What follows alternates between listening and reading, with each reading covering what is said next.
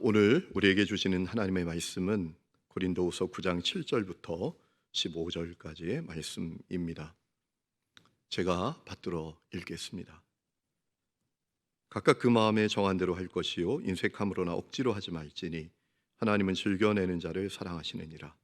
하나님이 능히 모든 은혜를 너희에게 넘치게 하시나니 이는 너희로 모든 일에 항상 모든 것이 넉넉하여 모든 착한 일을 넘치게 하게 하려 하심이라. 기록된 바 그가 흩어 가난한 자들에게 주었으니 그의 의가 영원토록 있느니라 함과 같으니라. 심는 자에게 씨와 먹을 양식을 주시는 이가 너희 심을 것을 주사 풍성하게 하시고 너희 의의 열매를 더하게 하시리니 너희가 모든 일에 넉넉하여 너롭게 연보를 함은 그들이 우리로 말미암아 하나님께 감사하게 하는 것이라. 이 봉사의 직무가 성도들의 부족한 것을 보충할 뿐 아니라 사람들이 하나님께 드리는 많은 감사로 말미암아 넘쳤느니라. 이 직무로 증거를 삼아 너희가 그리스도의 복음을 진실히 믿고 복종하는 것과 그들과 모든 사람을 섬기는 너희의 후한 연보로 말미암아 하나님께 영광을 돌리고 또 그들이 너희를 위하여 간구하며 하나님이 너희에게 주신 지극한 은혜로 말미암아 너희를 사모하느니라. 말할 수 없는 그의 은사로 말미암아 하나님께 감사하노라. 아멘. 할렐루야. 하나님의 놀라운 은혜가 오늘 함께 기도하는 모든 성도들에게 함께 하시기를 축복합니다. 특별히 우리 감리교회 성도들이 연합하여 이렇게 한 주간 기도할 수 있다는 것이 주님의 놀라운 계획인 줄로 믿고 우리의 기도를 통해서 주님께서 큰 은혜를 허락해 주시고 또 놀라운 기도의 응답을 더해 주실 줄로 믿습니다. 저는 한동안 백화점에 가거나 마트에 가면 저도 모르게 제 발걸음이 신발 코너로 향했던 적이 있습니다. 자연스럽게 신발장에 제 신발이 많아졌습니다. 저는 그것이 어릴 때 입었던 신발에 대한 상처 때문인 줄 알았습니다. 초등학교 3학년 때 집안이 망했습니다. 어느 날 신발을 신었는데 발가락이 보였습니다. 멀리서 일하고 계신 부모님께 찾아가서 신발을 사달라고 했더니 저희 고모님이 신던 분홍색 세무 단화를 가져다 주시며 신으라고 했습니다. 창피하게 어떻게 남자가 여자 신발을 신겠냐며 울면서 돌아섰던 적이 있습니다. 저는 제가 신발에 집착하는 것이 그때 입었던 신발에 대한 상처 때문인 줄 알았습니다. 그러나 어느 날 알게 됐습니다. 그것이 제 속의 탐욕 때문이라는 것을 알게 됐습니다. 그런데 또 다른 사실을 알게 됐습니다. 제가 제 속에 있는 탐욕을 큰 문제로 여기지 않고 있다라는 것입니다. 여러분, 세상에 가장 큰 문제는 어떤 문제입니까? 큰 문제가 심각한 문제가 아닙니다. 정말 심각한 문제는 문제를 문제로 여기지 못하는 것입니다. 알코올 중독자 치료의 첫 단계는 알코올 중독자 스스로 자신이 알코올 중독자임을 인정하고 시인하도록 하는 것이라고 합니다. 나는 알코올 중독자입니다. 이렇게 고백할 수 있다면 희망이 있다고 합니다. 치료는 시작될 수 있다고 합니다. 정말 큰 문제는 문제를 문제로 여기지 못하는 것입니다. 제가 그랬습니다. 여러분, 성경에 나오는 이 탐욕이라는 단어는 히라보로 플레오 넥시아라는 단어입니다. 번역하면 더 많이 갖기를 원하는 욕망이라고 번역할 수 있습니다. 여러분, 성경을 보면 이 탐욕을 매우 부정적으로 말씀하고 있는 것을 느끼게 됩니다. 전도서 7장 7절에 탐욕은 사람의 마음을 어리석게 만드는 것이라고 했습니다. 잠언서 28장 16절에 인생을 실패자로 만든다고 했습니다. 로마서 1장 29절을 보면 탐욕은 범죄하고 타락해 하나님의 진노 아래 있는 사람의 특징이라고 했습니다. 마가복음 7장 말씀을 보면 예수님께서는 탐욕에 대해서 뭐라고 말씀하셨는가 하면 인간 안에 내재된 죄성이라고 했습니다. 사람을 더럽게 하는 것이 사람 밖에서 사람 안으로 들어가는 것이 아니라 사람 안에서 나오는 것인데 그것 가운데 하나가 탐욕이라고 말씀하셨습니다. 예레미야 6장 13절 말씀을 보니까 탐욕은 남녀노소 지위 고하를 막론한 죄성이라고 하셨습니다. 가장 작은 자로부터 큰 자까지 다 탐욕을 부리며 선지자로부터 제사장까지 다 거짓을 행한다고 예레미야 선지자는 고발했습니다. 시편 10장 3절에 보면 탐욕은 하나님을 멸시하고 배신하는 행위라고 했습니다. 왜냐하면 탐욕이 불신의 반응이고 불신의 행위이기 때문입니다. 고린도전서 6장 9절엔 탐욕은 구원의 큰 장애물이라고 했습니다. 불의한 자가 하나님의 나라를 유업으로 받지 못할 줄을 알지 못하느냐? 탐욕을 부리는 자는 하나님의 나라를 유업으로 받지 못하리라 라고 했습니다. 그래서 골로새서 3장 5절에 땅에 있는 지체인 탐심을 죽이라고 했고, 에베소 5장 3절엔 탐욕을 그 이름조차도 부르지 말라고 했으며, 고린도전서 5장 11절에 탐욕으로 가득한 자와는 함께 하지도 말고 함께 먹지도 말라고 하셨습니다. 문제는 이렇게까지 성경이 탐욕을 부정적으로 말씀하고 있음에도 불구하고 제가 탐욕을 큰 문제로 여기지 않았던 것입니다. 여러분은 어떻습니까? 1세기 예루살렘 교회가 큰 어려움을 만났습니다. 기근을 만나고 핍박을 만나서 큰 어려움에 처했습니다. 그때 이방 교회 성도들이 예루살렘 교회를 위해서 헌금을 하기로 했습니다. 그때에 고린도 교회 성도들도 함께 하기로 했습니다. 그런데 어찌된 일인지 1년이 지나도록 이 고린도 교회 성도들이 헌금에 대한 약속을 이행하지 않았습니다. 바울이 그 문제를 해결하기 위해서 디도를 고린도에 보냈지만 여의치 않았습니다. 사실 그것은 마게도냐 지역에 있는 성도들에게도 아주 민망한 일이었습니다. 고린도 교회 성도들이 예루살렘 교회를 위해서 헌금을 하겠다고 했을 때 이 마게도냐 지역의 성도들, 베레아, 데살로니가, 빌립보 교회 성도들이 자극을 받습니다. 그래서 최선을 다한 헌금을 했습니다. 고린도후서 8장 1절을 보면 이렇게 말합니다. 형제들아, 하나님께서 마게도냐 교회들에게 주신 은혜를 우리가 너희에게 알리노니 환난의 많은 시련 가운데에서 그들의 넘치는 기쁨과 극심한 가난이 그들의 풍성한 연보를 넘치도록 하게 하셨느니라. 내가 증언하노니 그들이 힘대로 할 뿐 아니라 힘에 지나도록 자원하여 라고 했습니다. 그러면 왜 고린도 교회 성도들은 그리했던 걸까요? 그들의 환경과 형편에 어떤 어려움이 있었기 때문일까요? 우리가 말씀을 보면 그것만은 아니라고 생각할 수 있습니다. 고린도후서 8장 7절을 보면 바울은 고린도 교회 성도들이 가진 뛰어난 점들을 언급합니다. 너희는 믿음과 말과 지식과 모든 간절함에 풍성하다라고 했습니다. 여러분, 이것은 고린도 교회 성도들을 은근히 책망한 것입니다. 그들이 어떤 환경과 형편의 어려움 때문에 하지 않는 것이 아니다라는 사실을 은근히 책망하는 거란 말입니다. 8장 7절 말씀해 보면 이렇게 되어 있습니다. 이 은혜에도 풍성하게 할지니라. 그러니까 믿음과 말과 지식의 풍성한 뿐 아니라 예루살렘 교회를 위해서 헌금하는 그 약속에도 풍성해야 된다라고 이야기하는 것입니다. 8장 12절에 할 마음만 있으면 있는 대로 받으실 것이다 라고 했습니다. 그러니까 이렇게 생각할 수 있는 것입니다. 고린도 교회 성도들에게 사실 할 마음의 문제가 있었던 것입니다. 그들에게 할 마음이 없었다라고 생각할 수 있는 것입니다. 여러분, 고린도 교회 성도들이 그렇게 했던 이유가 있습니다. 그 마음의 탐욕 때문이었습니다. 그리고 그 탐욕을 큰 문제로 여기지 않았던 것입니다. 사랑하는 성도 여러분, 여러분은 어떻습니까? 여러분은 탐욕으로부터 자유한 분들이십니까? 혹시 여러분들 가운데 탐욕이 있다면 여러분은 그 탐욕을 큰 문제라고 여기십니까? 그것은 우리 자신을 향해서 두 가지 질문을 던져봄으로 확인할 수 있습니다. 첫 번째 질문은 이런 겁니다. 나에게 할 마음이 있는가? 나에게 줄 마음이 있는가?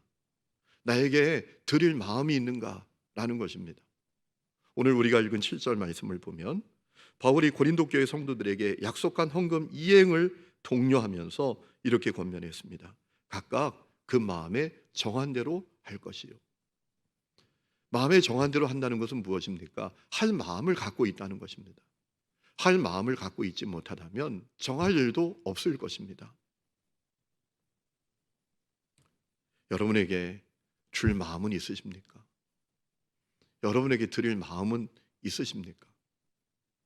오늘 우리가 읽은 8절 말씀에 보면 하나님이 능히 모든 은혜를 너희에게 넘치게 하시나니 이는 너희로 모든 일에 항상 모든 것이 넉넉하여 모든 착한 일을 넘치게 하게 하려 하심이라 라고 했습니다. 여러분, 우리 가운데 있는 것 다 주님께로부터 온 것입니다. 내게 있는 것 가운데 주님께로부터 오지 않은 것이 무엇이 있습니까? 주님께서 왜 그것을 주셨다고 했지요? 착한 일을 넘치게 하기 위함이라고 하셨습니다. 여러분, 그렇기 때문에 여러분에게 줄 마음, 드릴 마음은 있으십니까? 두 번째, 우리에게 던져야 될 질문이 있습니다. 나에게 자원하는 태도가 있느냐라는 것입니다. 오늘 우리가 읽은 7절 말씀에 보면 이런 말씀이 있습니다. 인색함으로나 억지로 하지 말지니 하나님은 즐겨내는 자를 사랑하느니라 라고 했습니다. 자원하는 태도를 가져야 된다라는 것입니다. 여러분, 여러분에게 자원하는 태도가 있으십니까? 오늘 7절에 있는 이 인색함이라는 단어는 히라보로 리페입니다. 여러분, 이 리페라는 단어는 인색함이라는 뜻만이 아니라 고통, 근심이라는 뜻도 갖고 있습니다.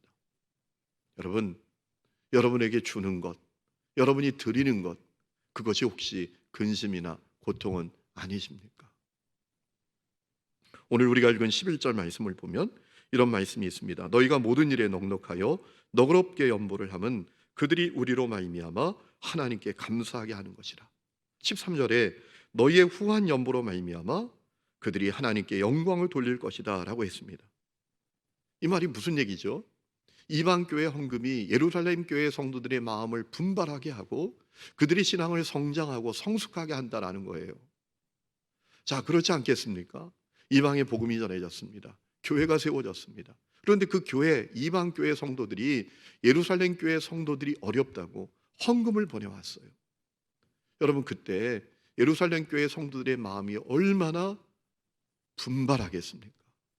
야, 우리가 정말 예수 잘 믿어야지. 우리가 신앙적으로, 영적으로 더 분발해야지. 이런 마음을 갖지 않겠느냐라는 거예요. 여러분, 이것은 오늘도 동일합니다. 오늘도 우리의 주는 것, 우리의 드림을 통해서 주님은 그 놀라운 일을 행하실 수 있습니다. 그렇다면 우리에게 자원하는 태도가 있습니까? 안타깝게도 많은 성도들이 탐욕으로부터 자유하지 못합니다.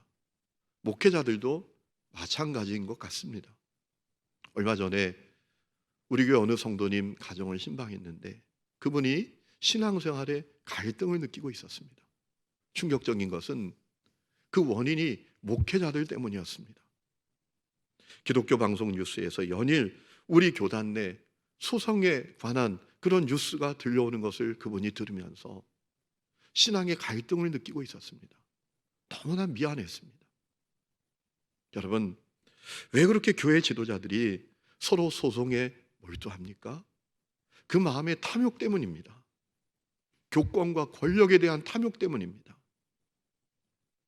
우리나라 기독교 인구는 1,000만이 채 되지 않는다고 합니다. 그런데 교단마다 발표하는 그 교인들의 숫자를 합해보면 거의 우리나라 인구수가 될 정도라고 합니다. 왜 그럴까요? 마음의 탐욕 때문입니다. 교인 수를 부풀려서라도 더 많은 교인을 갖고 싶은, 끌어모으고 싶은 그 탐욕 때문인 것입니다. 여러분, 이러한 일이 계속되면서 벌어지는 안타까운 일들이 있습니다. 우리가 만나는, 우리가 믿고 있는 십자가 복음이 세상 사람들에게 전혀 매력적으로 보이지 않는다는 것입니다. 미국에 주목받는 목회자인 조나단 노슨이라는 분이 쓴 책이 있습니다. 그 제목이 왜 오늘날 복음은 믿기 어려운 이야기가 되어버렸는가 라는 제목의 책입니다. 그분이 그 책에서 의미심장한 이야기를 합니다. 사람들의 관심은 복음이 무엇인가 라는 것이 아니라 복음은 어떤 일을 하는가 라는 것이란 말입니다. 여러분, 정말 그런 것 같습니다. 사람들의 관심은 복음의 내용이 아니라 그 복음이 도대체 무슨 일을 하는가, 거기에 대해서 관심이 있는 것 같습니다.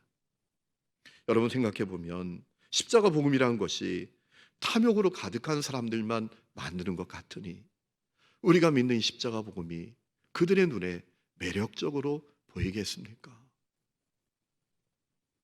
분명한 사실은 복음은 무기력하지 않습니다. 복음은 경이롭습니다. 복음은 사람의 존재를 근본적으로 바꾸는 능력이 있습니다. 이 세계 유명한 기독교 변증가였던 순교자 저스틴이라는 분이 계십니다. 이분이 평생 그리스도를 변증하는 삶을 살다가 로마에 의해서 참수형을 당하고 순교하신 분이십니다. 이분은 원래 인생의 의미를 찾고자 방황했던 인물입니다. 그런데 어느 날 해변가에서 어느 노인을 만나서 예수님을 믿게 됩니다. 이분이 예수님을 믿은 다음에 더 예수님을 잘 믿고 싶어서 수많은 그리스도인들을 찾아다니다가 깨닫게 된 사실이 있습니다. 발견하게 된 사실이 있습니다. 그는 자기가 만난 그리스도인들에 대해서 이렇게 기록하고 있습니다. 그리스도인들은 자원하는 마음으로, 기쁜 마음으로 과부, 고아, 병든 자, 궁핍한 자, 옥에 갇힌 자, 나그네들에게 자기의 소유를 나누는 사람들입니다. 여러분, 정말 그렇습니다. 복음은 사람의 존재를 바꾸는 놀라운 능력이 있습니다. 성도 여러분, 오늘 이 역사가 일어나야 합니다. 코로나 때문에 참 우리가 어려운 때를 보내고 있지 않습니까? 교회 상황도 정말 많이 어렵습니다. 많은 목회자와 성도들이 과연 교회의 미래는 어떻게 될까 고민이 많습니다. 그래서 이런저런 세미나들도 많고 이런저런 주장들도 많은 것 같습니다. 온라인 선교를 강화해야 된다. 공교회성이 강화되어야 된다. 언택트 시대를 맞아서 이제 새로운 길을 개척해야 된다. 이런저런 주장들이 많이 있습니다. 그런데 여러분, 가장 중요한 핵심은 무엇입니까? 우리의 존재가 달라지는 것입니다. 우리의 존재가 새로워지는 것입니다. 오늘 그리스도인 된 우리들이 탐욕으로부터 자유한 자가 되는 것입니다. 그래서 우리가 믿는 이 십자가 복음이 매력적인 복음이 되는 것입니다. 여러분, 그러면 교회 미래는 걱정하지 않아도 됩니다. 만일 그렇게 될 수 있다면 교회의 미래는 희망적일 수 있을 것입니다. 그것 없이는 핵심을 놓치고 주변만 파헤치는 것일 뿐입니다. 그러기 위해서 이제 우리는 다시 십자가 복음 앞에 서야 합니다. 복음을 만나야 합니다. 그리고 주님과 동행하는 삶을 살아야 합니다. 진짜 예수님을 잘 믿어야 합니다. 여러분, 우리에게 다른 거 필요하지 않습니다. 이런저런 방법이 필요한 게 아닙니다. 이런저런 수단이 필요한 것도 아닙니다. 우리에게 정말 필요한 것은 예수님 정말 잘 믿게 되는 것입니다. 예수님을 정말 만나는 것입니다. 그래서 내가 얼마나 놀라운 사랑과 은혜를 받았는지, 내가 십자가 복음으로 말미암아 얼마나 놀라운 존재가 되었는지, 그리고 그 주님과 동행하는 것이 얼마나 기쁘고 행복한 것인지를 보는 눈이 열리는 것입니다. 여러분, 그러면 우리는 참된 행복을 알게 될 것입니다. 참된 감사도 알게 될 것입니다. 참된 만족도 알게 될 것입니다. 그런 우리들이 믿는 십자가의 복음은 사람들의 눈에도 매력적으로 보여질 것입니다. 그러면 한국 교회의 미래는 희망만이 가득할 것입니다. 오늘 그 은혜가 우리에게 필요합니다. 어떤 사람이 새 자전거를 닦고 있었습니다. 한 아이가 다가와서 호기심 가득한 눈빛으로 바라보다가 물었습니다. 아저씨, 이 자전거 비싸나요? 자전거 주인이 대답했습니다. 몰라. 이거 우리 형님이 주신 거야. 그 말이 끝나자마자 아이가 부러운 표정으로 나도 하고 말을 이었습니다.